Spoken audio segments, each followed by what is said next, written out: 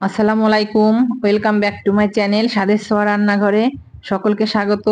আজকে আমার রেসিপি লাউ ইলিশ রেসিপিটা রান্না করার জন্য প্রথমে আমি কড়াইতে দিয়ে দিচ্ছি তেল গরম হওয়ার জন্য। এখন দিয়ে দেব পেঁয়াজ কুচি এবং চেরা কাঁচা লঙ্কা। এখন এগুলোকে নেড়েচেড়ে একটু ভেজে নিচ্ছি। এখন দিয়ে দেব জিরা বাটাটা দিয়ে আবারও একটু নেড়েচেড়ে ভেজে নেব। এখন দিয়ে দিচ্ছি হলুদের গুঁড়া, ধনে গুঁড়া।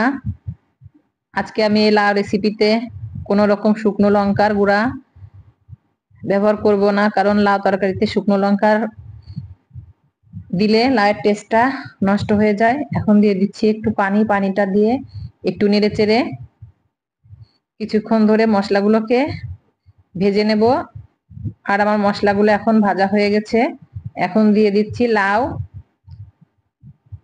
লাউগুলো দিয়ে নেড়ে চেড়ে নেব। আর এখন দিয়ে দেব স্বাদ মতো লবণটা দিয়ে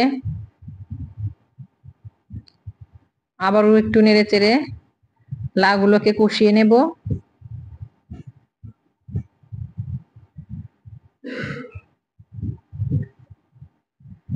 এখন লাউগুলো আমার কষানো হয়ে গেছে, লাউ থেকে পানি ছেড়ে দিয়েছে।